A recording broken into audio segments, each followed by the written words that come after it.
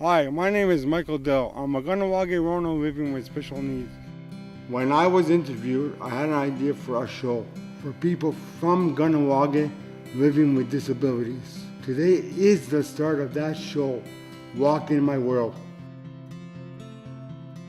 Often, people with disabilities lead sheltered lives, and their interactions are limited to caregivers and family members. I hope this show will bring you awareness of these people, their families, their lives, and their dreams for the future.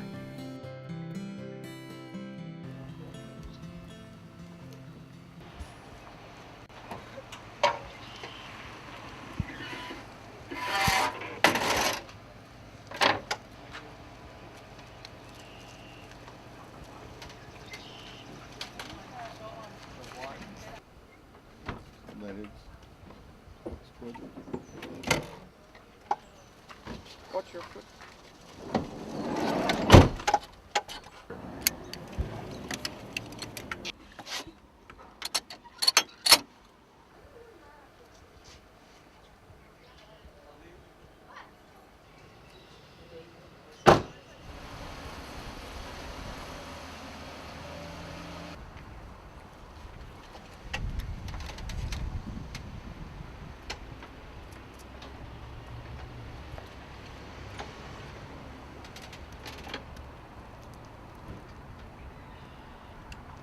Hi, today we are doing another episode of Walk in My World, and this episode is on community access.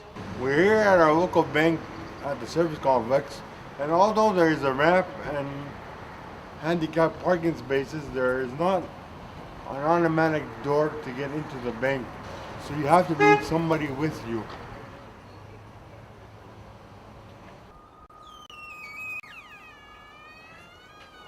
Now on this side of the building, there is an automatic door with a button so that I can do it myself.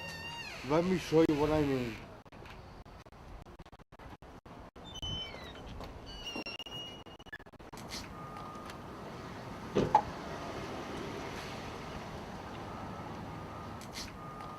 In this part of the building, there's access to all points. The, the, the bank lobby, the post office, and the KSCS. When finding a building, please make sure that the access buttons for the special door are not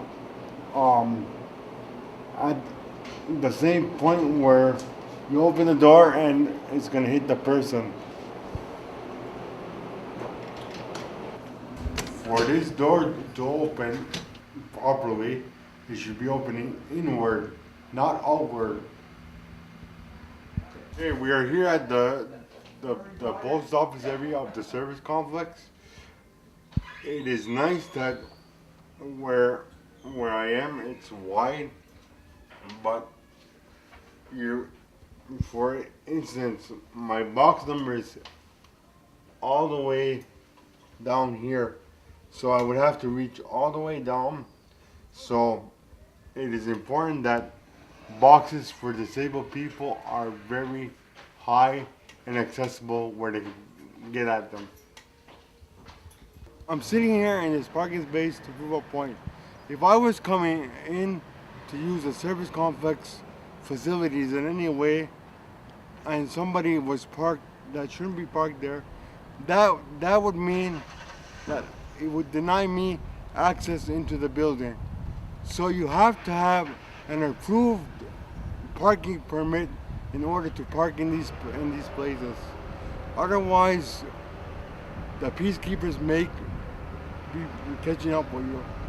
When you have an adaptive van and you're in a disabled place on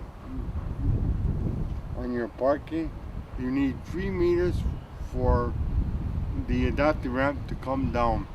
And unfortunately, most designated spots don't have that much clearance. Okay, we are here at Eileen's Cakes and Bakeries, our local eatery in Ganawage, and we're here today to check out the access. So let's go.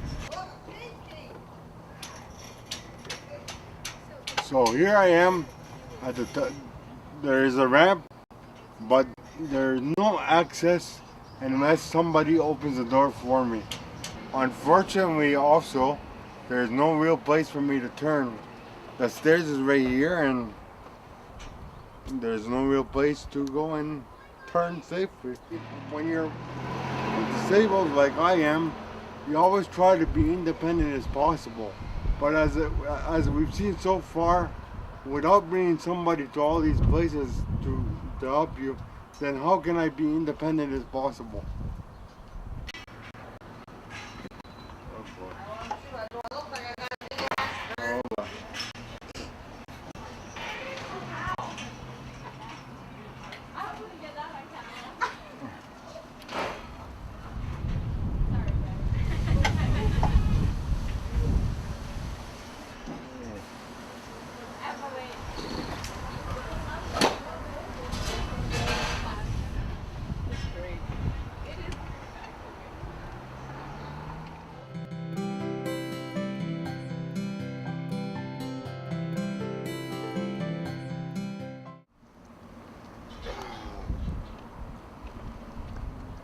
I am standing on one of Ganawag's local sidewalks.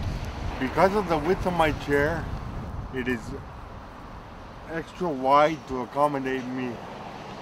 So when people are passing with a stroller, a bike, what I like to do is I like to let them come first, and then I'll exit after. The sidewalks are wide to accommodate me, but they're not wide to accommodate two-way traffic. One of us has to give way to the other person. We're here at the water drum. Some establishments have made great efforts to make their building accessible.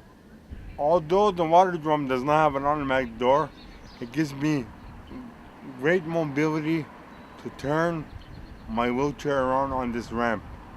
Another great thing about the water drum is that it has access for people in wheelchairs. Now, most restaurants in Ganawage do not have this, or it's very, very tiny. If they do have it at all, it's very, very tiny, and you can't get a chair as big as mine into the bathroom. But again, the water drum has a bathroom with access. One of the great things about this building is that when it was designed, it's because they have family members already in their family that are physically challenged, so they've included accessible washrooms and the like in their business plan, which it would be nice to see if everybody that was making a public building, such as a restaurant or a hall, accessible while they're building and not after, because it will cost less when you are building as opposed to refitting after the building is all nice and put up like this one.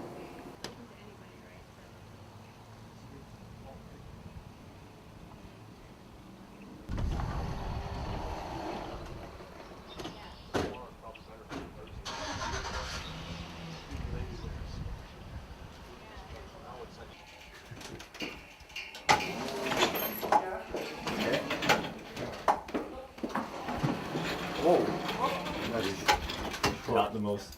Hold on.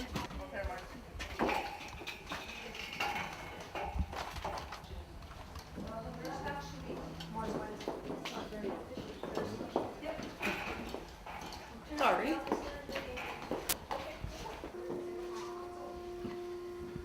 Andrew, you're coming in with me, just a gate. No problem. Oh yeah, there it is. There you And go. you just stop it when it reaches the floor level. Uh-huh. So you have to hold it until you get to the level you want. I don't know, what button did you push, Diane? What buttons will push? I don't know. You have room to maneuver?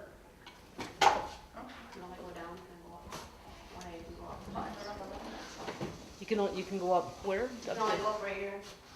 That's it? That's it, Does yeah? it go to the top floor? It doesn't go to the top floor, it just goes up to the next level. Yeah, I know that. Okay. If I don't come back, walk in my wheels in your hands. So maybe we'll Then you need somebody to open the door? Yeah.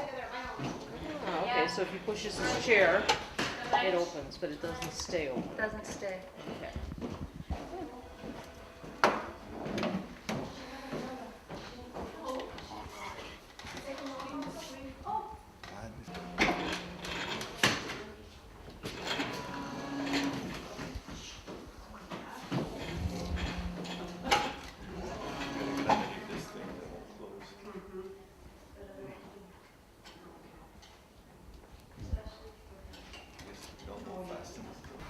So now we're here at council. I'm here with Garnado Patton to talk about accessibility for people with special needs.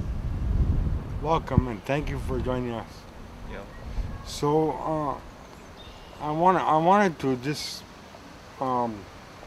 talk to you a little bit about accessibility for the council. Obviously, I was just in the elevator. I haven't been in an elevator in quite a long time, especially of that nature. What are your plans for MCK and the accessibility for people with special needs or elders? This is the first time I've been approached with a problem with our elevator. The first I've heard of it. So basically, I'm open to any suggestions that you might have. I'll look into the best I can to address it. I know our elevator is quite old, and I mean, again, there's probably some financial amounts that are going to be tied to that I'll have to look for. But definitely, we're open to trying to make our building as accessible as possible to the community and to all of the community and its people. Thank you. See, that just goes to prove my point, Ganawagi, that there has to be more awareness. I'm not here to hold anybody, one organization or one community business accountable for community access. I'm just saying that we all have to take a responsibility to make sure the community's doors are open to everyone.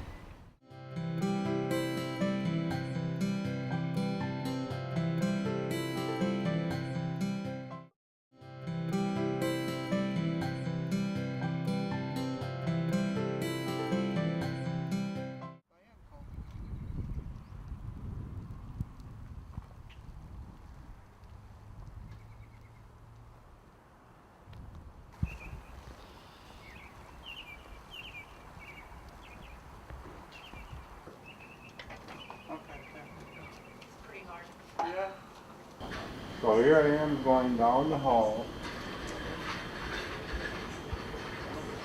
We are going to take a look at a handicap accessible washroom. So here we are at step by step.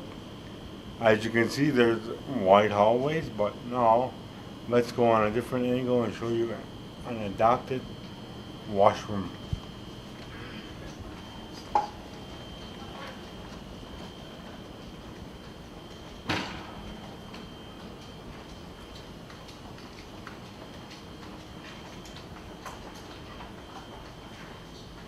Now what I mean about adapted is that you can turn all the way around, but there's typical bars on the wall.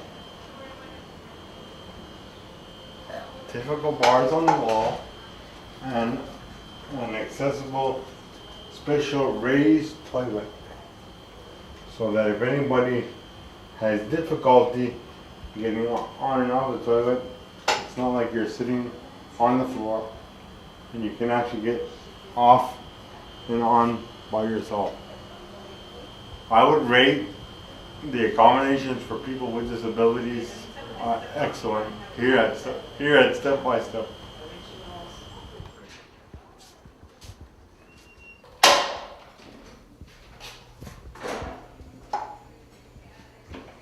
And now another great feature that they have here at Step by Step is they have an adapted playground. Let's go out and see this.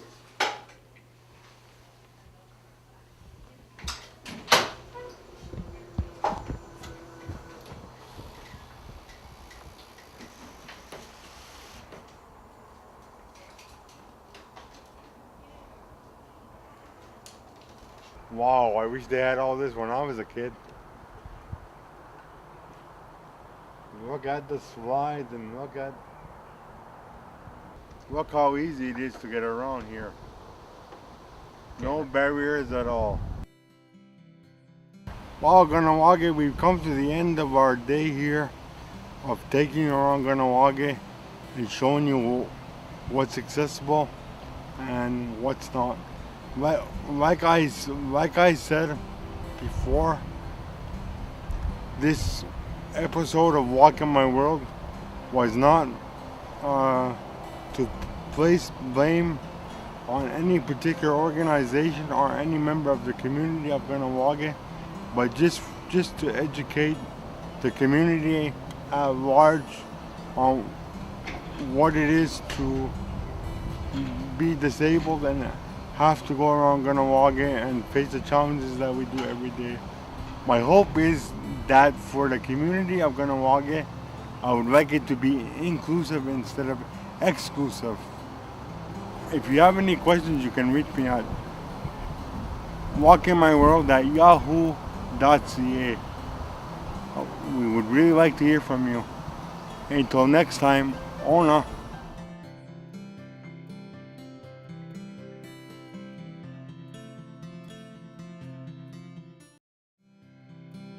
More than 14% of all Canadians have a disability. For Aboriginal First Nation Canadians, there are 33% of people living with disabilities. People living with disabilities are subject to exclusion, poverty, and isolation. There are higher rates of depression, suicide, violence, and abuse for people with disabilities. We know that for Aboriginal Canadians with disabilities, all these rates and percentages are even higher. Statistics according to Independent Living Canada